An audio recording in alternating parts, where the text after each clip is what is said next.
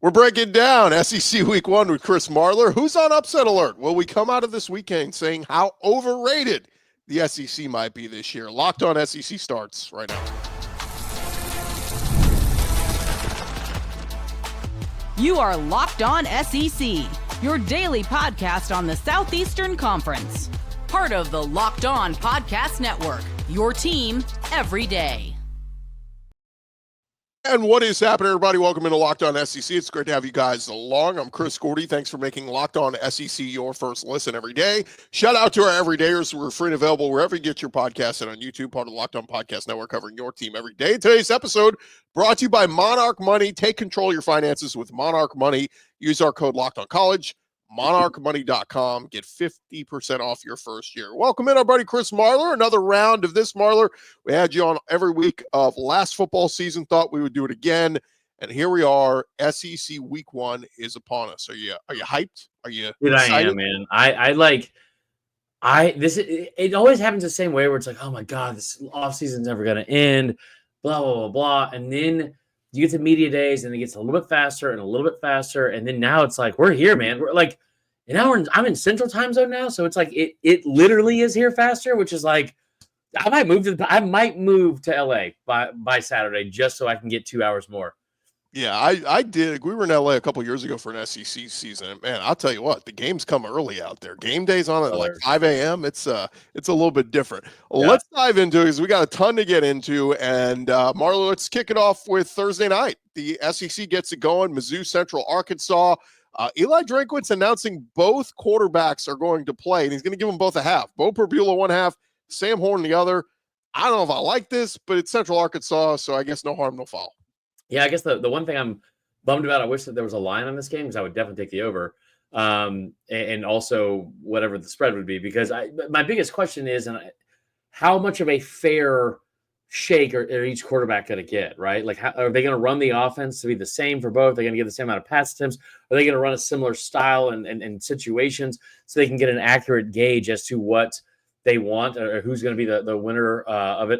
Personally, man, I think that Horn, he could be a great quarterback. I think that he's being given this shot still because he's paid his dues. He's going into year 4, right? I think the other kid whose last name I can't pronounce, Drew Fibula, I think he is going to be I think he'll end up being the starter. But you got to figure it out really quick because Kansas comes to town next week.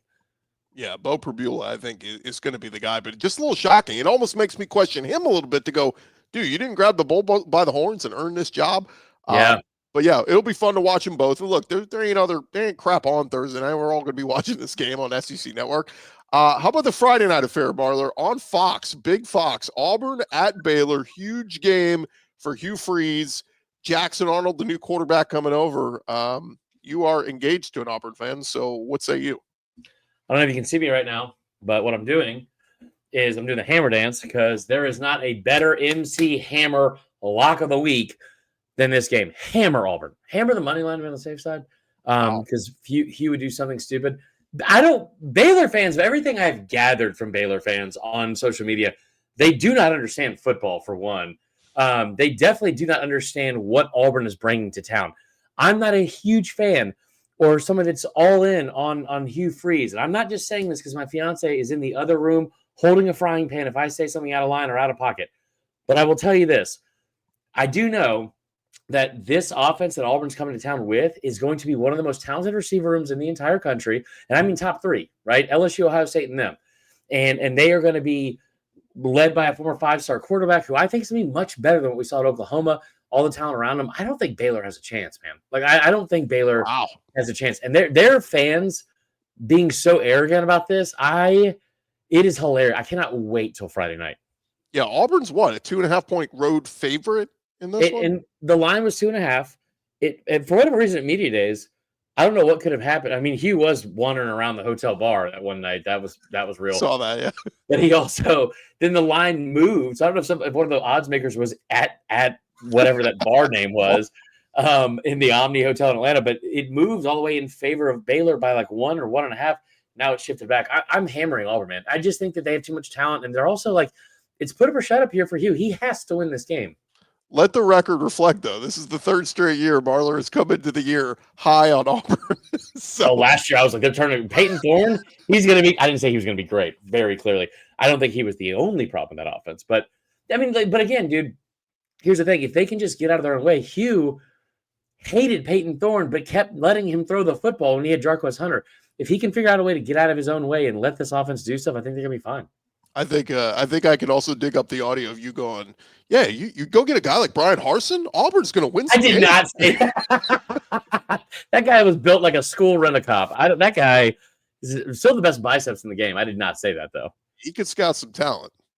That's inappropriate, and he did not do that. Let's get to some other games here. So just some quick hitters on some of the lesser games, I guess you'd say, this weekend. Quick thought, Mississippi State at Southern Miss. Weird game for Jeff Lebby. Oh, Southern Miss is going to cover the spread. I hope they don't. I hope Mississippi State comes out, swinging. I hope they look really, really good. There's not a ton of great history in this rivalry, and I think it's on the road too. So yep. I want to believe Mississippi State. I like Jeff Lebby, as from what I've gathered from him. Seems like a great dude. Again, Mississippi State has gone through more stuff. Some of it's self-induced, but some of it also obviously way out of their control, more than any other program has. I mean, like, they lost their head coach a couple years back in the middle of bowl prep, right? You bring in Zachariah, he's only there for a year, and then you get Lebby. Just a lot of change and turnover and instability and unstable ground there. I hope they look better, and I hope they win this game. But it's just we're still not far enough removed from the Toledo game from last year, and this is, again, historically speaking, it's a Southern Miss team that's played well against SEC opponents throughout history, and I just, as bad as they were last year, I think they'll be fine. Oh yeah, those fans. I mean, they're going to treat it like it's Super Bowl. Like they want to win this one to send a message. And look, I like Blake Shapen. I've interviewed him a handful of times. He's thrown for a ton of yards in his career at Baylor. Ironically, he was great last year to start the year for injury. The other weird thing about this game, it's 11 a.m. Central on ESPN. This is literally after Lee Corso will have his final appearance on College Game Day. We're going to go right into Hattiesburg, Mississippi for Southern Miss. I don't love that.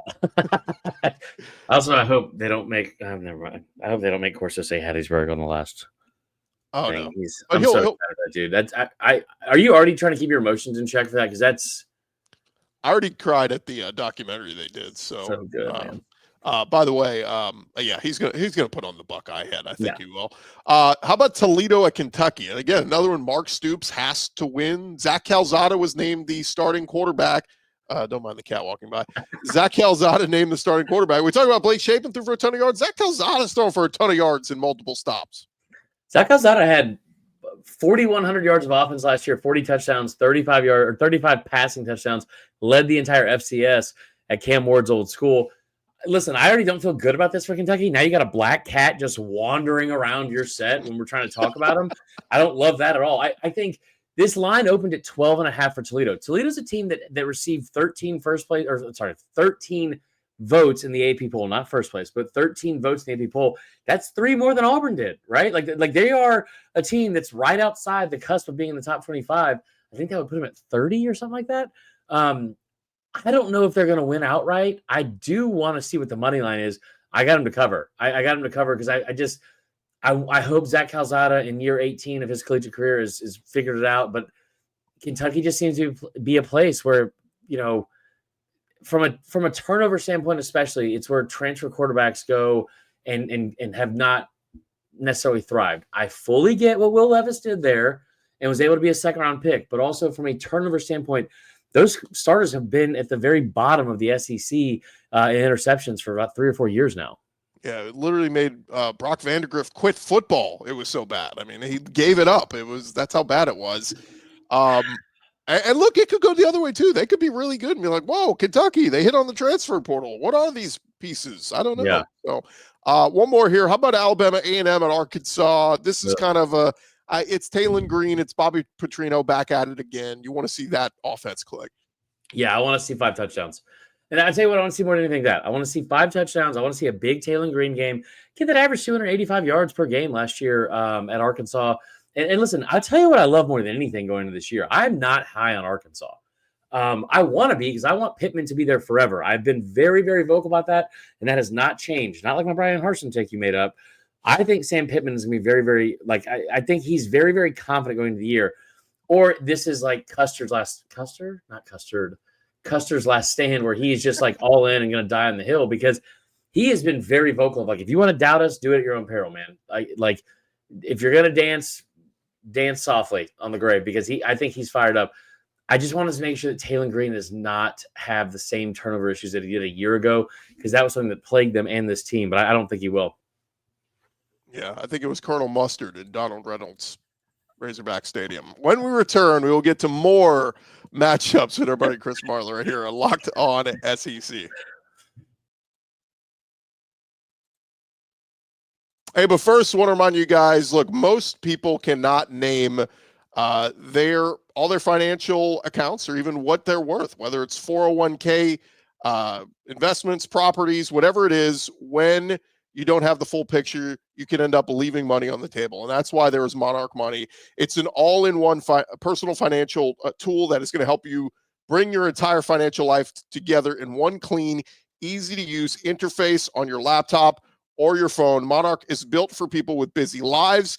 If you've put off organizing your finances, Monarch is for you. Monarch does the heavy lifting for you. You can link all your accounts in 10 minutes, see clear data visuals, get smart categorization of your spending, and finally feel in control of your money without ever touching a spreadsheet. Go check them out today. Don't let your financial opportunity slip through the cracks. Use our code LOCKEDONCollege at monarchmoney.com in your browser for half off your first year. That's 50% off your first year at Monarch Money, MONARCH, money.com with code LOCKEDONCollege. This episode is also brought to you by our friends at FanDuel. The NFL season is almost here, and FanDuel is making sure you are ready for kickoff with a can't-miss offer. Right now, new customers can bet just $5, and if your bet wins, you will get $300 in bonus bets to use across the app. That is at FanDuel.com. Look, we tell you, all those opening week one lines in the SEC are right there up for you at FanDuel. So what are you waiting for? Are you ready to play? Download the FanDuel app today now by visiting FanDuel.com. Get signed up. Get started today. That is FanDuel.com. Place your first $5 bet. Take advantage of all the great stuff they have going on throughout this football season. All right, we bring back in our buddy Chris Marler. And hey, reminder, thank you for making Locked On SEC your first listen every day. We got an important request. Locked On wants to hear from you. They put together a survey to learn more about our listeners. All you got to do is go to lockedonpodcast.com/survey to get started. Everyone who completes the survey will be entered for a chance to win one of 10 $100 Amazon gift cards. Again, that's lockedonpodcast.com/survey.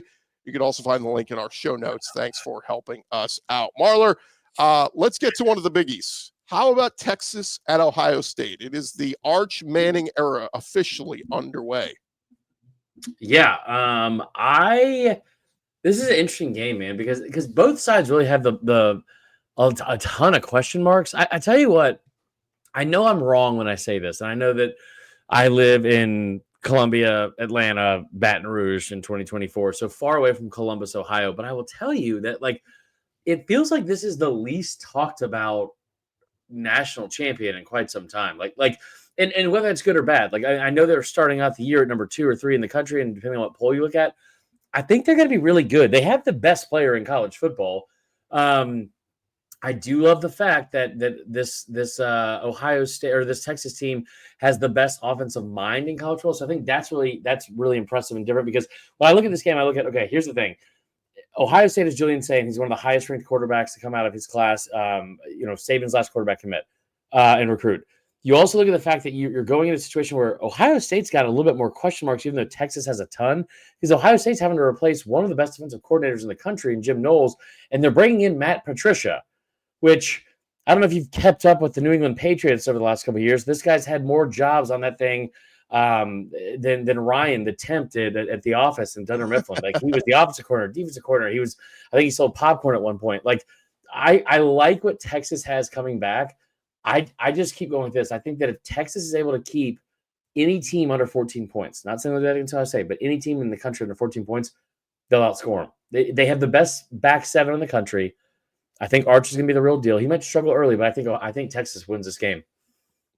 Yeah, I think Texas wins. I think we'll see some ups and downs of Arch and the offense. I think Texas wins because of their defense. I just think Michael Taff, Colin Simmons, Anthony Hill, all the pieces we talked about. I mean, Texas's defense was one of the best at not allowing you to score last year. Right. And I think they have a chance to do that. And Ryan Day is great with X's and O's. Like he is a great play caller. I think him, Sark, and Kiffin are the best 3 offensive play callers in the country.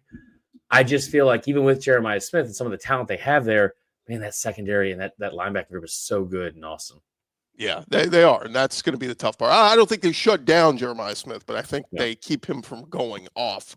I'm going to lean Texas too right now. Well, I'll hold my official pick for Friday. How about Syracuse versus Tennessee? The Joey Aguilar debut for Knoxville. They're going to be Atlanta, or where's that game? Wherever it is. Atlanta. Syracuse versus Tennessee. They had the Olympics there. Look, Fran Brown, I like a lot, but man, I think all the pressure on Heupel to impress with Aguilar. He doesn't have to throw for like 300 yards, but just don't look bad. Yeah, no, I agree, and again, I think you don't have to look like you don't have to be Hendon Hooker in this offense. I would say just don't be Joe Milton, but Joe Milton was better than Nico statistically speaking. One of the things that stood out most to me about Nico last year was all the talent in the world, all the arm talent in the world. You look at the turn on the Bama tape. Turn on the Bama tape and see how many guys he missed, okay? And so you don't have to be a guy that throws it 100 miles an hour and all that kind of stuff. You just have to be accurate, way more accurate than not on deep balls and explosive plays in 20 and 30 yards. Like that's what made this offense go in 2022 and 2021. It's also what he had in Mackenzie Milton when he's at UCF. And also you look at, I think it was Mackenzie Milton and Dylan Gabriel at UCF. And then also dating back to Drew Lock at Missouri. Like he can be good. My thing that I'm most intrigued about, they've run the ball for 2,600 yards every year that he's been there. This is a run-first offense. Everything's predicated on being good in the run game. Like, yes, they have great offensive, firepower and through the air and all that kind of stuff they have when they're at their best under Heupel. But it's very much a run-first offense. They get you out wide, and they're able to have like all these big holes and lanes. Will he be able to do that effectively, even though they lost Dylan Sampson? Because this Syracuse team, 13.5, I'm taking Syracuse to cover, not win, but cover. It's a 10-win team from a year ago, and Fran Brown was great, I thought. Yeah, it's funny. Somebody said to me last week, they're like, well, yeah, Texas led the SEC in rushing last year. And I said, wait a minute, let me go double check that. It was Tennessee. Like, is that a Texas media person or Texas fan? as much as we make out of Tennessee or Josh Heupel, the passing game, he's always got a great quarterback. Yeah. Dude's always got a dominant run game. And we'll see if it's, Deshaun Bishop or, is it running back by committee, how they do it. But that is certainly what to watch for with Tennessee this week is that run game. All right, some quick hitters on some lesser games. How about Illinois State at Oklahoma? Welcome John Mateer to Norman. He's going to have 7 touchdowns. I mean, what a picture. Looks like my aunt who's a librarian. No, I think he's going to be great. I think the thing I keep talking about with Oklahoma, and people keep telling me I'm wrong, and usually when they do that, I am. My instincts are never great when it comes to most things. So I think Mateer going into this year, he's very, very talented, physically talented. People like don't talk enough about what he can do with his legs. I mean, I think he had like 1,400 yards or something like that rushing last year, something crazy. Like it was very impressive. Am I off on that, or is that about what it was? I think it was 800, but yeah, way off then. Maybe he had 14 touchdowns. I don't know. Either way, there was a 14 involved. Okay, I swear to God, if his number is just 14, I'm gonna feel like an idiot. But no, I think he's going to be really, really good this year, and this is a great warm-up game for him. Here's the thing: if you're looking for improvement from last year to this year, remember the early games, even with Jackson Arnold last year. Like they had some blowout wins against Temple and someone else in Week 1 for Oklahoma last year. But then you start looking at the numbers, and Jackson Arnold was not super great early on in those games. So I think, like, yes, the score was huge in a lot of those wins, especially when you look at like what they did early on. Temple, they beat 51-3. I think they had like 7 turnovers. But Jackson Arnold in that game, he had 4 touchdowns. He only threw for 158 yards. I want to see statistically how much more they're able to stretch the field. John Mateer, 826 rushing yards, 15 rushing touchdowns. So maybe that's so good with numbers. I knew it was 14.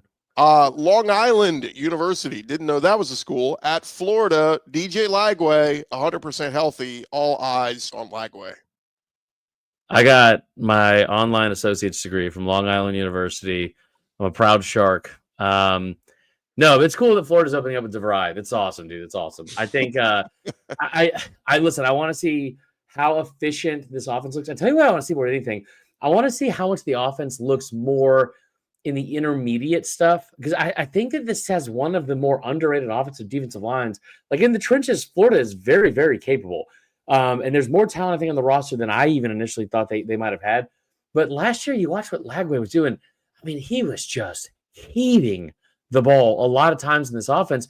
Maybe that's what they still do because he's very, very good at it, obviously. But I wonder how much more we see from him as a quarterback. And maybe it's a progression. Maybe it's just something they're going to have him do differently in this offense this year, which is what's he going to look like in 8 to 10 yard routes? What's he going to look like in like the intermediate passing game?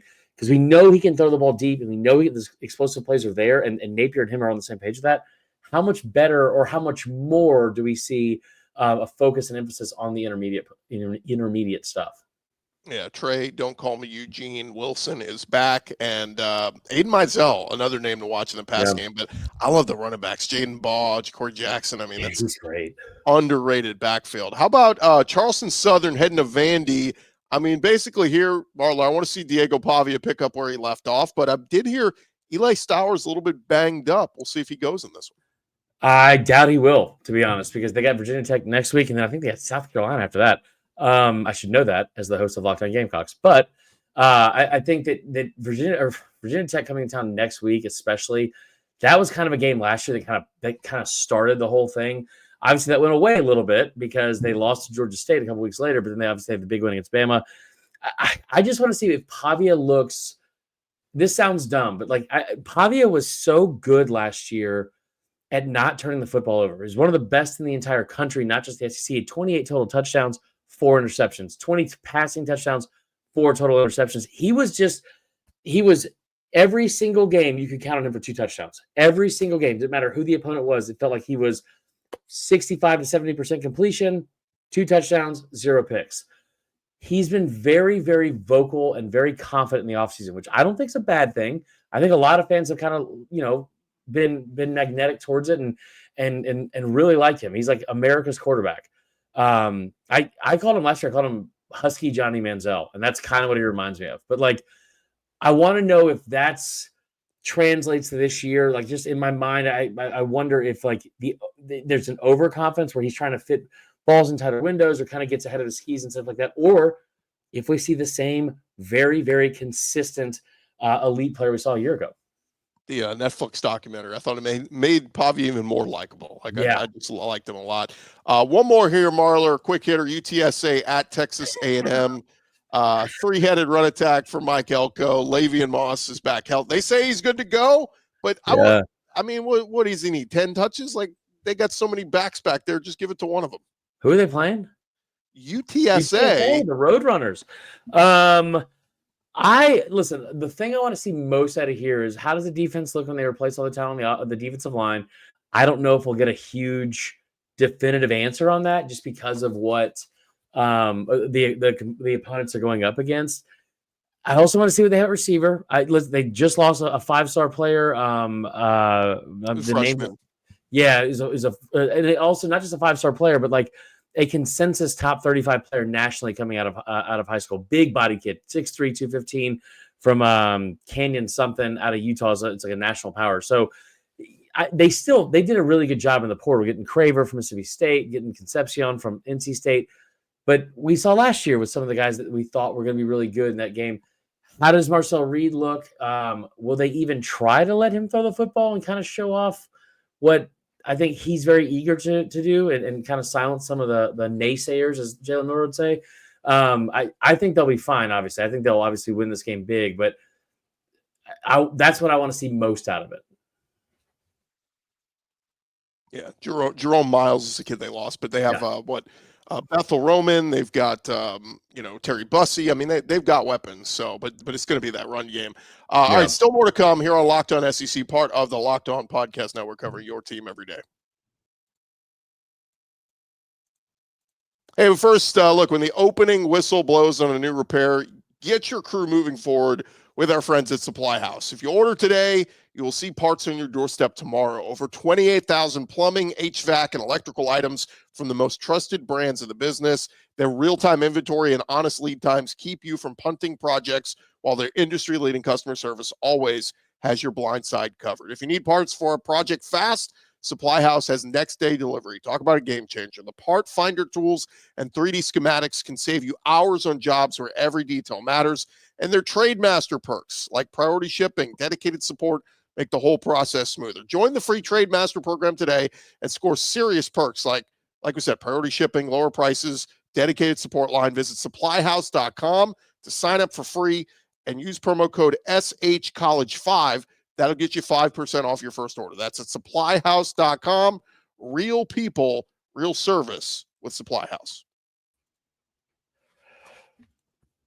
All right, we dive back into it with our buddy Chris Marler. Marler, we got a couple more games here to hit on. Quick hitter, how about Marshall at Georgia? A little Gunner Stockton action coming at you. Yeah, this should be a fun one for Georgia fans. That sucks. It feels like everyone else is playing a big game, and then Georgia fans be like, yeah, no one cares. No one thinks we're going to win anything this year. Everyone's doubting the Dogs, and just like so aggressively angry. Going to get liquor drunk before 1 p.m. Eastern time, which is a real problem we need to talk about, guys. And they're going to walk in and see them play the Marshall Thundering Herd. Now, listen, Marshall beat Notre Dame last year. No, that was Northern Illinois. Or was it like 2 years ago? It was Marshall. Yeah. So, maybe I doubt that happens. I think it is again, my main question is, do we see them air it out with Gunner Stockton? Like, listen, there were times last year because they struggled in the run game where they refused to focus on running the football, and Carson Beck was getting 30, 40, 30, 35 attempts in games. I wonder if they do that with Stockton. I don't have a ton of questions for Georgia. I don't really care about this game until they get to Tennessee. That's when I think we'll see more from Kirby. Very, very notorious for doing stuff like not showing anything until the season continues to progress because he's always big picture. I've had so many people say the name Zachariah Branch to me, and I'm like, does he not go by Zach? Isn't that easier than saying Zachariah every time? But and I'm so glad I didn't say Zacchaeus because I was about to. We'll see what he does. And Nate Frazier, he saw glimpses as a true freshman last year. He will be a dog for them. Best and most underrated not best running back in the country, but he's the most underrated running back in the country. We're not talking enough about him. By the way, did not mention earlier was Josh Heupel. He got a raise and a bump. Yeah. But that was our buddy Eric Kane for Locked On Vols said it was kind of preliminary because they were supposed to do it after the playoff appearance and they didn't do it. So it's basically just a 1-year extension for him. So shout out to Josh Heupel. I wanted to make sure we got that in. How about one other quick hitter here? Georgia State at Ole Miss. We get to see the Austin Simmons show take off for Lane Kiffin. Yeah, it's an interesting situation, I think, with Georgia State because they got a new head coach, I think. Was it last year maybe they got him? Kid that came from Del McGee from Georgia, so that'll be interesting to see.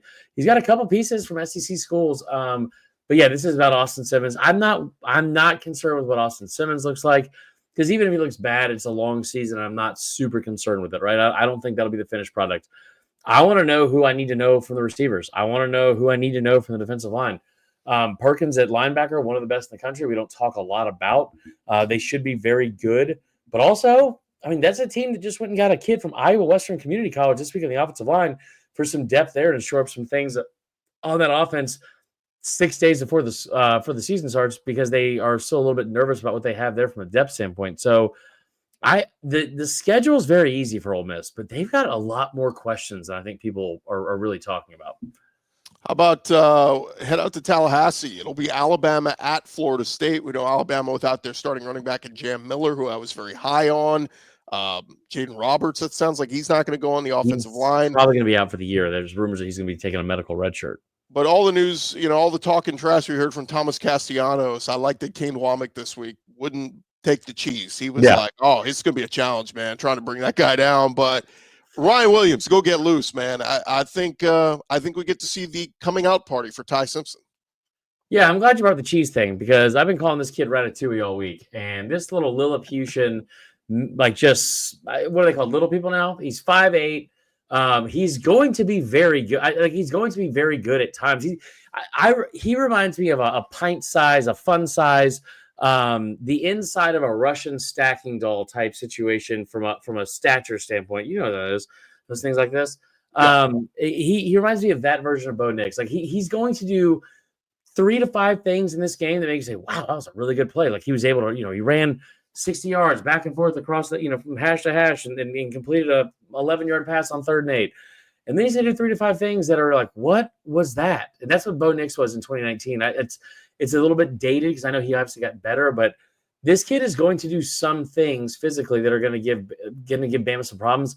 But I also think this is a situation where I love the fact that Ty Simpson is coming out without Jam Miller to help. What does that look like? Because I think it's closer than people think for the first quarter. I really do. I think it's a very proud Florida State team that should be better than they were a year ago. The bar set low, but I do think that not just Ryan Williams, but the rest of the guys, Jeremy Bernard and the kid they brought in from Miami as well, should have some big days in the passing game for them. And a lot of new pieces, right? I mean, everybody keeps saying a 2-10 Florida State team. This isn't a 2-10 Florida State team. It's all new pieces at all these different spots. So we'll see how the quarterback is 2 feet 10 inches tall. That's why they keep saying it. Well, Gus Malzahn calling plays. We'll see what happens on that end. How about one that's dear to your heart? It is Sunday, Virginia Tech versus South Carolina. Heisman watch for Lenore Sellers, right? Mm-hmm. I think it'll be. I'm excited about this game for a number of reasons. South Carolina's a program that continues to be in this ongoing not a cold war. It's an ongoing race of who can be disrespected more between Missouri and South Carolina, and I don't really get it. Faison being ruled eligible this week is massive for this team, big picture. I don't know how much it's going to impact this week's game plan. I know that they didn't start game prep until this week when he was ruled eligible on Monday, but obviously probably a guy that over the last couple of weeks you weren't giving a ton of looks at it with, at least with the first team offense. A lot of questions in the front seven, even though they run a nickel flex defense. A lot of questions in the interior of that offensive line and defensive line, like I just said. I think this is a game where Lenore Sellers, I want to see, do we get the second half version of him or the first half version? I'm so excited this program gets what it finally deserves, which is, hey, man, we're on Sunday. There is no one else around that's playing at the same time. You get a national television audience leading into a massive marquee game with Notre Dame and Miami, and I don't think that they're going to waste this opportunity. I think they win, and I'm gonna buy a point because it's down to 7.5, and I'd be foolish not to. But I think South Carolina wins this game by a touchdown, if not more. Last one for you, Marler. It is LSU at Clemson, a big game for Brian Kelly, Garrett Nussmeier back, Cade Klubnik. We had Holly Rowe on the show earlier this week, and she's going to be on the sideline for that game. And gosh, it's just it sucks that somebody has to lose because both teams are, you know what I mean? Like, it's the buildup of two awesome teams that I think are set for awesome seasons. Take that elsewhere. It's only bad that one of these teams loses. But go ahead. How are we feeling on this one? So I just spoke to Garrett Nussmeier a couple hours ago, asked him what his favorite game day music is. He said George Strait, big George Strait fan. Then him and Chris Hilton and Harold Perkins said several names in genres of music I didn't listen to, I didn't know. So, I think they're feeling good. I think they're feeling strong. I got some stuff to Google later, but listen, this LSU team is going to be very, very good. And I personally think they're going to make the playoff. I think they're that talented. And I think that what we see in week 12 with LSU is going to be much different, way more progressed and better than what we see in week 1. That being said, it's hard to look at this LSU team and not be like, oh, no, that offensive line is going to struggle. Nuss has been banged up, whether Brian Kelly wants to admit it or not. He has been a little bit banged up during camp. I don't think it's as bad as people initially reacted to. But with Peter Woods, anytime you have single-digit defensive linemen, that's terrifying for me, especially when they're former 5-stars. They are going to be very difficult to stop. I thought about this game all offseason, and my thought was this could be an awesome 35-31, like a 2013 type Georgia Clemson game, 2013 LSU Georgia type game. We've seen these barn burners and great offensive, instant classics. If LSU wants to win this game, I think they have to figure out a way for their defense to keep it under 20 points and keep Cade Klubnik in check. And the thing I keep going back to, man, I think Clemson wins the game. That's my gut feeling. Because I think on paper, Clemson's the best team in the country going into the season. On paper. But they had all this talent last year too. Wesco, the three receivers they've got that had however many yards last year. Klubnik they had last year. The offensive line's been very good, much better than they've had in years past at Dabo, and the defense is loaded. The defense is loaded with not just good college players, but future first rounders. They also went 0-3 against SEC teams a year ago. So I worry about them going on the road and finish and being able to figure out a way to win that game. But I got to take Clemson. I just, it would be a massive win, not for the SEC, but for LSU and Brian Kelly to win this game. I was going to say, I was trying to drop a George Strait check, yes or no, on LSU winning, but my bad. I talked for too long again. No, it's okay. Maybe they'll be by Amarillo by morning. If Clemson, otherwise he's going to just give it all away, huh? Clemson second to last in the ACC in stopping the run last year. If LSU can run the football with Caden Durham, I think that's how they win this game. The other thing is, when I look at LSU, where's the turnovers? This used to be DBU. They had 6 interceptions last year. Marlar, I went back to the 07 opener when they opened on the road at Mississippi State. LSU had 6 interceptions in that game alone. Yeah. I mean, where is that? If they could get some turnovers, AJ Halsey, these new pieces in the secondary, DJ Pickett, maybe that's the difference maker. I'll tell you the most impressive thing that I've seen from LSU in fall camp, being there nearly every day, is the safeties are legit. Halsey is a massive game changer. The linebacking core, Whit Weeks and Harold Perkins, both healthy. They finally got Perkins in a spot where he seems comfortable and where they should have him, right? He actually said earlier tonight, somebody said, Brian Kelly asked him, what position do you want to play? And he was like, I thought it was a trick question. I was like, I want to play star. Like I want to run around. I want to have fun. The defensive line should be a lot better, but the thing that tells me more than anything, this is going into year 2 as Blake Baker's defense. I think they're going to be really good defensively. I mean, I don't mean better or improve. They're going to be those things too. I think they're going to be really good defensively. And the thing with what that impresses me the most out of them is DJ Pickett's a guy I thought would start day one. 6'5", 195 defensive back, former 5-star. He will play a ton, but he's not a starter. He's not a starter from everything I've seen in fall camp. And that tells me they've got a lot more depth than we thought in that secondary. I think I'm not saying they're going to have 6 interceptions. Cade only threw 4 last year. But I think you're right, man. I think they're going to be a lot better. Well, if he throws 6 interceptions, I'll take some oceanfront property. And we'll be rocking. I think you were listening to a thing I said. You're lucky I'm long-winded. I gave you a lot of time to dig up those references. You're welcome. Yeah, I was just Googling George Strait songs. That is going to do it for our week 1 preview with our buddy Chris Marler. Thank you guys for making Locked On SEC your first listen every day. And hey, it's another big moment for Locked On college football fans. Locked On and Fire TV present College Football Kickoff. You got Drake Toll. You got Gary Patterson, 2-time ACP Coach of the Year. You got former college star Jesse Holley. All of our Locked On experts. College football preview only Locked On can bring you. Catch College Football Kickoff every Thursday throughout the season, only on Fire TV. For Chris Marler, I'm Chris Gordy. Talk to you guys tomorrow right here on Locked On SEC.